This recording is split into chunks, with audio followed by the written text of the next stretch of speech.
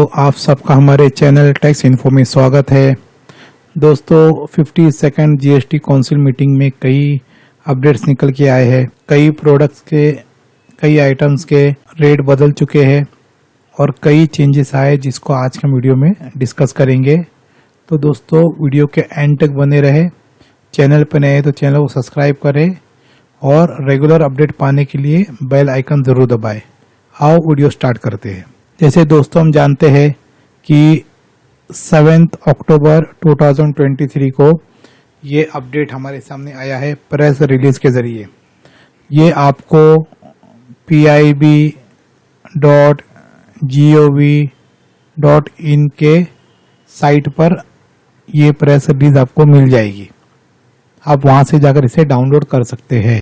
कई अपडेट्स आई है, लेकिन कुछ अपडेट्स को हम सरसरी तौर पर समझेंगे और कुछ अपडेट को हम डिटेल में समझेंगे। तो ज्यादा डिटेल में न जाते हुए आपको बता दूं कि पहला जो अपडेट है हमारा, food preparation of millet flour in powder form containing at least 70% millet by weightage falling under HSN code 1901। यानी ये जो HSN कोड है, इस HSN कोड में जो भी आएगी मिलेट फ्लोर जो है पाउडर फॉर्म में होगी, जो प्री पैक्ड फॉर्म में यानी लूज फॉर्म में होगी, अदर देन प्री पैक, जो लूज फॉर्म में होगी उसको 0% कर दिया इन्होंने। उसमें कंडीशन ये है कि एटलीस्ट 70% जो है वो उसका वेट होना चाहिए, और जो पैक्ड फॉर्म में होगी, सोल्ड होगी लेबल करके, और प्रीपैक्ड फॉर्म में तो उसको 5% का जीएसटी अट्रैक होगा। तो ये रहा हमारा मिलेट फ्लोर के लिए। सेकंड जो जीएसटी रेट के चेंजेस आए हैं वो है इमिटेशन जरी थ्रेड और yarn made out of metallised polyester plastic film falling under HSN code 5605। इस HSN कोड में जो है are covered by entry for imitation zari thread और यार्न अट्रैक्टिंग 5% जीएसटी रेट। ये है, इनके लिए 5% कर दिया गया है। However no refund will be allowed on polyester film metallise plastic film on account of inversion. तो यहाँ इनके लिए इन्होंने 5% का रेट कर दिया है। Foreign going vessel are liable to pay 5% IGST on the value of vessel if it convert to coastal run. GST Council recommend conditional IGST exemption to foreign flag, यानी जो बाहर की जो कंट्री से वेसल्स आ रही थी फॉरेन फ्लैग, जैसे कि श्रीलंका है या और भी कोई कंट्री से, foreign forgoing vessel when it convert to coastal run subject to it reconversion to foreign going vessel in 6 month. तो बेसिकली इन्होंने जो टूरिज्म को थोड़ा प्रोमोट करने के लिए ये डाला है। पहले 5% लगता था IGST, तो उन्होंने इसको एग्जम्पशन देने की बात की है, लेकिन कंडीशन भी रखा है कि वो 6 मंथ जो फॉरेन गोइंग वेसल जो है वो रिकन्वर्ट हो जानी चाहिए 6 मंथ में, कोस्टल रन से निकल जानी चाहिए और वो फॉरेन गोइंग वेसल में कन्वर्ट हो जानी चाहिए 6 मंथ के अंदर। तो उनके लिए एग्जामिशन दिया गया है। बेसिकली ये टूरिज्म को प्रमोट करने के लिए है। नेक्स्ट जो है, GST council recommend to keep extra neutral alcohol ENA use for manufacture of alcoholic liquid for human consumption outside GST law. जैसे हम जानते हैं कि कई लिक्विड ऐसे हैं कि जो उन्होंने जीएसटी लॉ के परव्यू से बाहर ही रखा है, तो उन्होंने ये जो अल्कोहलिक लिक्विड था ENA एक्स्ट्रा न्यूट्रल अल्कोहल, इसको भी इन्होंने ये तय किया है कि इसको भी जो ह्यूमन, इसके अंदर एक बात याद रखिए, ह्यूमन कंजम्पशन, ये वर्ड ह्यूमन कंजम्पशन के लिए उन्होंने इसको भी जीएसटी एम्बिट से बाहर करने का फैसला कर दिया। इसको एक्सक्लूड करने की बात यहाँ पर कह रहे हैं।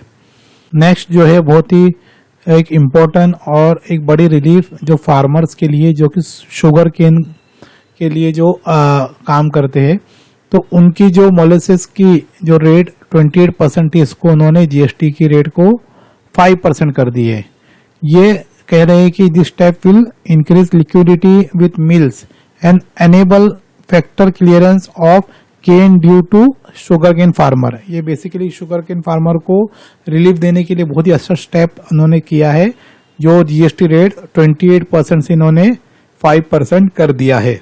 नेक्स्ट है कि जिस तरह से उन्होंने ऊपर जो ये ENA था ह्यूमन कंजम्पशन के लिए, अब इन्होंने ये ENA फॉर इंडस्ट्रियल यूज जिसको 80% जीएसटी लगेगी, उसके लिए एक अलग एंट्री लाने की बात कर रहे हैं, एक अलग से उनको HS कोड देने की बात कर रहे हैं। नेक्स्ट जो है entry eight serial number 3 and 3A of notification number 12 2017 exam pure and composite services. तो कंपोजिट सर्विसेज पहले इसके परव्यू में नहीं आती थी, अब इन्होंने इसको भी लाने के लिए कोशिश की है एग्जाम्शन के लिए। जैसा हम जानते हैं कि जो भी services central, state, UT government and local authorities को एग्जाम थी, तो in relation to any function interested to panchayat municipality under article 243G and 243W of the constitution of India, तो इसके अंतर्गत भी ये एग्जाम्शन एंट्रीज लाने की कोशिश कर रहे हैं। इसमें इसको ऐड कर दिया जाएगा। पहले जो कंपोजिट सर्विस एग्जाम्शन में नहीं थी, अब उसको भी एग्जाम्शन मिल जाएगा। और इस तरह से जो ये पंचायत और म्यूनिसिपैलिटी जो है, इनको भी संविधान के माध्यम से 243G 243W के अंतर्गत इन्हें भी एग्जाम्शन मिल जाएगा। नेक्स्ट है कि GST council has also recommended exam services of water supply, public health, sanitation, conservancy, solid waste management and slum improvement and upgradation supplied to governmental authorities। तो जो गवर्नमेंटल अथॉरिटीज है उसको यहाँ एग्जाम्शन की बात की जा रही है। एक आम नागरिक के लिए कोई इसके अंदर फायदा नहीं है। जैसे हम जानते हैं कि कई जो है गवर्नमेंट अथॉरिटीज को एग्जाम्शन होती है, वो इन चीजों को भी water supply, public health, sanitation, conservancy, solid waste management and slum improvement, upgradation supplied को भी ये एग्जाम्शन दे रहे हैं। Next, job work services for processing of barley into malt attract 5%, जो पहले 18% था उसको इन्होंने 5% किया है। एक अच्छा रेट चेंज हुआ है। इसके बाद हम देखेंगे कि with effect from 1 January 2022 liability to pay GST on bus transportation service supplied through e-commerce operator has been placed on ECO under section 9 subsection 5 of CGST। जैसे हम जानते हैं कि ECO जो है हमारी इलेक्ट्रॉनिक कॉमर्स ऑपरेटर, इनको इन्होंने रिवर्स चार्ज में डाला हुआ था, इन पर जिम्मेदारी डाली थी। लेकिन अब इन्होंने इस सर्कुलर के जरिए जो कंपनीज को बेनिफिट मिल जाएगा। एक तो ये होगा कि जो इन पर लाइबिलिटी थी, यही बात इधर लिखकर कह रहे कि ये इको पर जो जिम्मेदारी थी वो कम हो जाएगी। जो छोटे जो स्मॉल ऑपरेटर्स थे उनके लिए ईज ऑफ डूइंग बिजनेस होगा, और जो लार्ज ऑर्गेनाइज प्लेयर थे जिसको आईटीसी लेने में दिक्कत आ रही थी, प्रॉब्लम क्रिएट हो रहे थे, उनके लिए भी ये इजी हो जाएगा। इसके लिए ये थोड़ा इसमें चेंजेस ला रहे हैं। और bus operator organise as company में be excluded from the purview of section 9 subsection 5 of CGST 2017।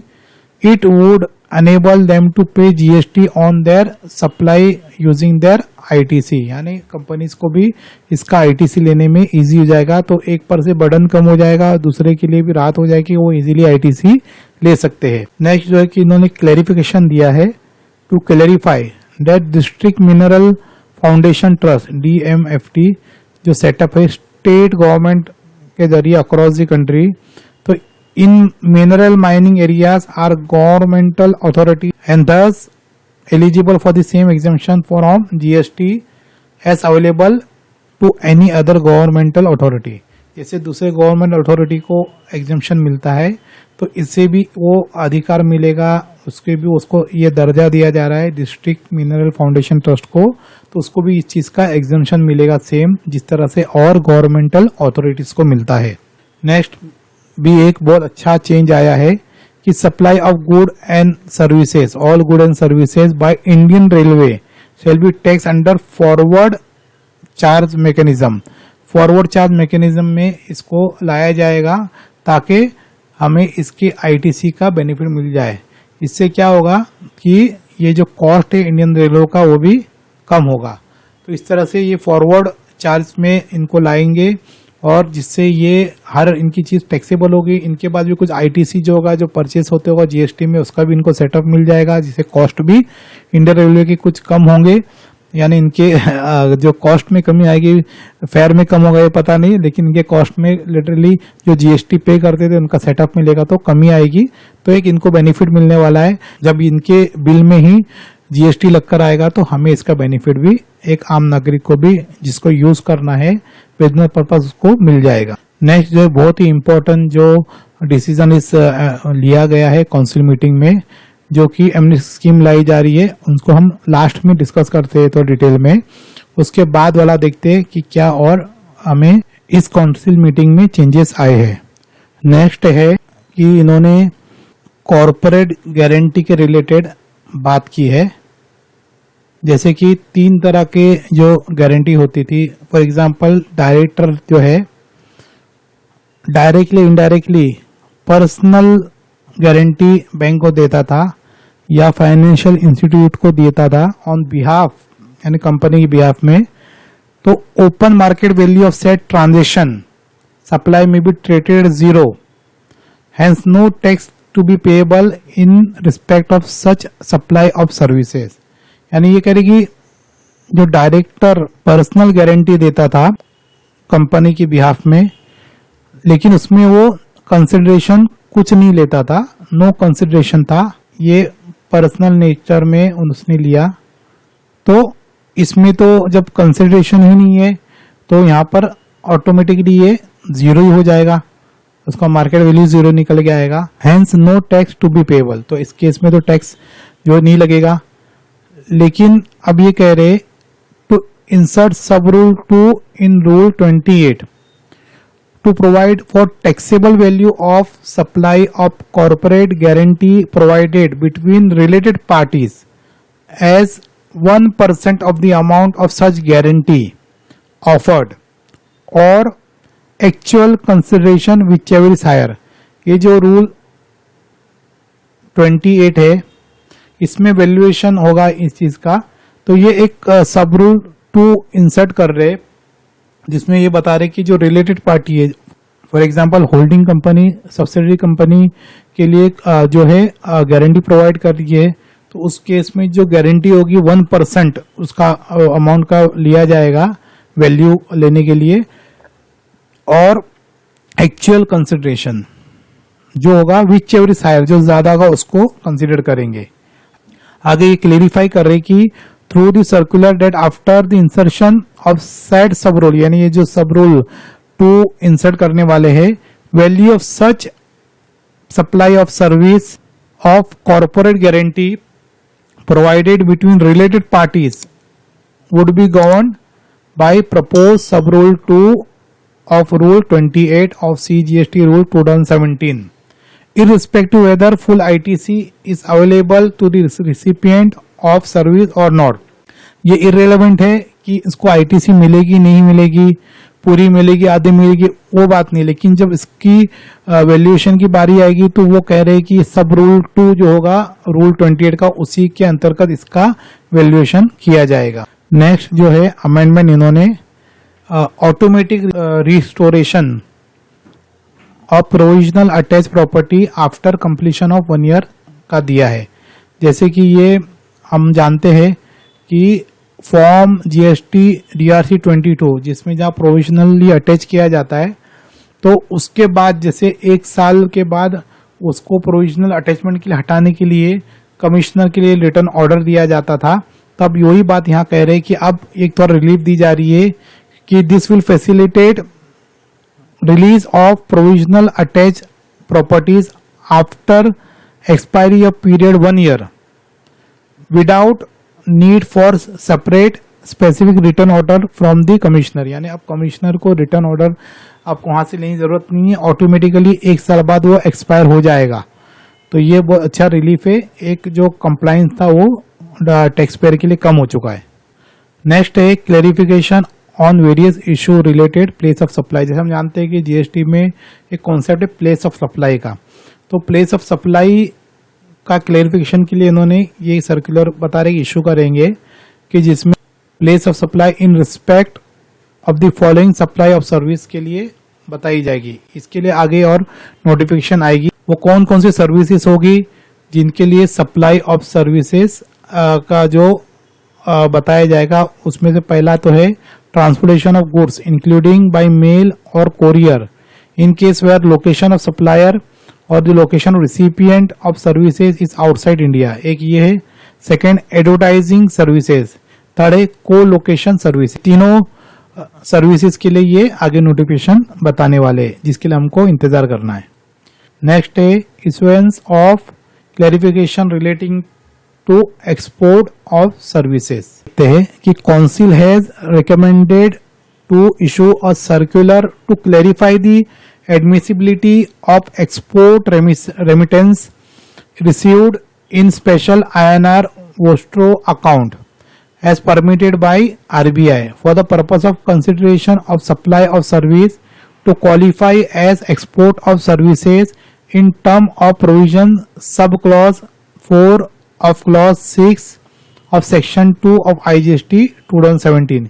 यहाँ ये बता रहे कि कुछ चेंजेस करेंगे। जो वोस्ट्रो अकाउंट में पहले कंडीशन थी कि फॉरेन रेमिटेंस में ही फॉरेन करेंसी में रेमिटेंस होना चाहिए, तो जब हमारा जो वोस्ट्रो अकाउंट है उसमें INR में अमाउंट आ रहा था तो थोड़ा सा कॉन्फ्लिक्ट हो रहा था, तो ये कह रहे कि हम यहाँ इसको चेंज कर देंगे और ये मान लिया जाएगा कि जो वोस्ट्रो अकाउंट में INR में भी अमाउंट आया है वो भी इसलिए क्वालिफाई हो जाता है for purpose of consideration of supply of service.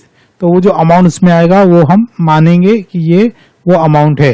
Next है allowing supply to SEZ unit developer for authorized operation for IGST refund ruled by amendment in notification 01/2023 integrated tax dated 31st July 2020। यहाँ ये कह रहे कि council has recommended to amend notification number 1/2023 integrated dated 31st July 2023 with effect 1st October 2023 so as to allow the supplier to a SEZ developers or SEZ unit for authorized operation to make supply of goods or services except the commodities like pan, masala, gutka, tobacco, etc. mentioned in the notification number 1/2023 to special economic zone developer to special economic zone unit for authorized operation on payment of integrated tax and claim refund of tax so paid। यानी ये जैसे हम जानते हैं कि जिस तरह से वो सेज वालों को जो एग्जम्पशन है उस एग्जम्पशन को यहाँ पर वो और खुलकर बता रहे कि ये जब पेमेंट होगा एक सेज से दूसरे सेज पर यानी सेज डेवलपर सेज यूनिट के दरमियान भी जो होगा, अब ये जो है उसके अंदर जो टैक्स पेड होता है उसकी रिफंड ये बाय इजीली इस नोटिफिकेशन के थ्रू जो चेंजेस सारी ले पाएंगे। नेक्स्ट चेंजेस जो है वो हमारे लिए इतनी कोई ज़्यादा इम्पोर्टेंट नहीं, जैसा कि हम जानते हैं कि काउंसिल मीटिंग जो पिछले दिनों हुई थी उसमें एक जो चेंजेस आई थी जो हमारे ट्रिब्यूनल की स्थापना नहीं हुई थी, उन्होंने कहा था कि इसको हम इसका रिफॉर्म करना है वो करेंगे। तो उसके लिए जो प्रेसिडेंट है मेंबर है क्या होंगे एपेलेट ट्रिब्यूनल के, उसके लिए इन्होंने ये सेक्शन 110 को जो CGST का इसको अमेंड करके बताया है। तो इसमें एडवोकेट फॉर 10 ईयर्स और भी इन्होंने आगे चीजें दी है, कैसे क्या होंगे, उनकी क्वालिफिकेशन क्या होगी, उनके एक्सपीरियंस क्या होगी, उनकी एज लिमिट क्या होगी, प्रेसिडेंट और मेंबर्स की एज लिमिट क्या होगी, टेन्योर क्या होगा, ये सब दिया है। आप इस प्रेस रिलीज में पढ़ सकते हैं। इसकी कॉपी इसको हम इसके डिस्क्रिप्शन बॉक्स में इसके लिंक को देंगे, आप वहां से भी जाके इजीली पूरी अपनी ये जो प्रेस रिलीज में डिटेल बताई जा रही है वो आप पढ़ सकते हैं। नेक्स्ट जो ये अमेंडमेंट है IST वालों के लिए, नॉर्मली एक कॉमन मैन के लिए तो नहीं होता है, तो इसको डिटेल में डिस्कस नहीं करते हैं। बस इतना समझ लीजिए कि जो ISD डिस्ट्रीब्यूट करता है अपने क्रेडिट्स को वगैरह को, तो उसके लिए इन्होंने कुछ अमेंडमेंट लाई है, जो सेक्शन 2 सबसेक्शन 61 और सेक्शन 20 इसके अंतर्गत, जो कि रूल 39 जो CGST का उसके अंदर भी इसके अंदर जो चेंजेस होंगे, इससे इनके लिए इस प्रोसेस में इजी हो जाएगा। और पहले जो इम्पोर्टेंट जो हमने एक चीज छोड़ी थी उसको पहले हम देख लेते हैं कि जो एमनेस्टी स्कीम उन्होंने अनाउंस की है इस काउंसिल मीटिंग में, तो बहुत ही एक अच्छा रिलीफ दिया है कि ये इसके अंदर हम देखोगे तो कई हमारे टैक्स पेयर थे जो इसके लिए झुलझ रहे थे कि उनकी टाइम पीरियड निकल चुकी थी और वो अपील में नहीं जा पा रहे, तो उनके लिए बहुत ही अच्छा वेलकम चेंज इन्होंने यहाँ पर अनाउंस किया है एक एमनेस्टी स्कीम के जरिए। तो बहुत ही अच्छी बात है जो हम इसको अभी डिटेल में थोड़ा समझते हैं कि the council has recommended providing N amnesty scheme through special procedure under section 148 of CGST act 2017 for taxable persons who could not appeal under section 107 of the said act।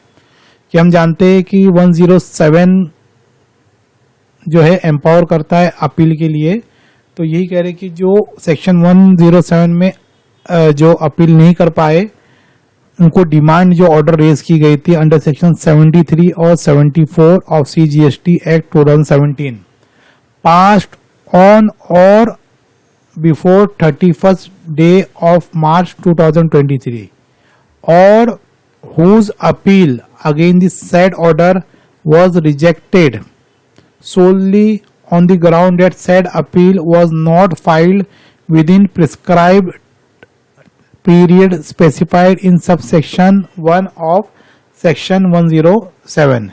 यानी ये बहुत ही क्लैरिटी से बता रहे हैं कि जो सेक्शन 107 के अंदर अपील में जाना था, जो सेक्शन 73 और 74 कि जिनको सेक्शन में पेनल्टी बोलिए टैक्स उनका डिसअलाउ करके जो उनको भरने के लिए कहा जा रहा था, जो भी उनके लिए डिमांड रेज हुई थी, तो वो चाहे वो कभी भी हो पास्ट ऑन और before 31st day of March 2023 यानी इस डेट के पहले जब का भी हो, तो 2017 से लेके 2023 तक के लिए हमको काफी रिलीफ मिल गया है इस वर्डिंग को देखकर कि आपसे पहले 31 मार्च 2023 से पहले की जो भी आपको ऑर्डर आए हैं आपके अगेंस्ट, उसके लिए आप अपील में जा सकते हो जिसकी टाइम निकल गई है, या कोई ऐसी चीज की जिनको अपील में नहीं जा पाए, अपील फाइल नहीं कर पाए, जो टाइम लिमिट दी गई है अपील की 3 मंथ्स की, ऑर्डर पास होने का 3 मंथ्स की जो टाइम दी गई है, जो कि कंडेनेशन के बाद 1 महीना और मिल जाता है, उस कंडेनेशन को छोड़ दीजिए, 3 महीने की तो प्योरली हमको टाइम मिलता है अपील में जाने के लिए। फिर भी किसी वजह से वो अपील में नहीं जा पाए तो उनके लिए बहुत ही अच्छी रिलीफ यहाँ पर गवर्नमेंट ने दी है काउंसिल मीटिंग के जरिए कि अब ऐसे टैक्स पेयर जिनके लिए ऑर्डर खड़ा है टैक्स भरने के लिए, अब वो अपील में नहीं जा पा रहे थे, उनके लिए अच्छी रिलीफ मिल गई है। तो उन सबको एक चांस मिल रहा है इन ऑल सच केसेस, यानी जो ऊपर केस बताए गए, in all such cases filing of appeal by the tax payer will be allowed against such order up to 31 January 2024, यानी 31 जनवरी 2024 तक आप अपील में जा सकते हैं। बहुत ही अच्छी रिलीफ है, लेकिन इसके आगे जैसे हम जानते हैं कि हर कोई चीज होती है, कुछ सब्जेक्ट तो कंडीशन तो जरूर होता है, तो उसमें एक कंडीशन इन्होंने यहाँ लगाई कि condition of payment of amount of pre deposit of 12.5% of the tax under dispute, out of which at least 20% that is 2.5% of the tax under dispute should be debited from electronic cash ledger। यानी इधर उन्होंने clearly एक condition डाल दी है कि जो हमको 10% का डिपॉजिट भरना होता था उसको इन्होंने कर दिया है 12.5%। अब 12.5% तो कर दिया है, उसमें इन्होंने साफ कह दिया कि एटलीस्ट 20%, यानी 12.5% का आप 20% निकालोगे तो हो जाएगा वो 2.5%। तो ये 2.5% आपको इलेक्ट्रॉनिक कैश लेजर यानी कैश के जरिए ही आपको डेबिट करके ही आपको ये है और बाकी 10% जो नॉर्मल होता था अब वो हो गया 12.5%।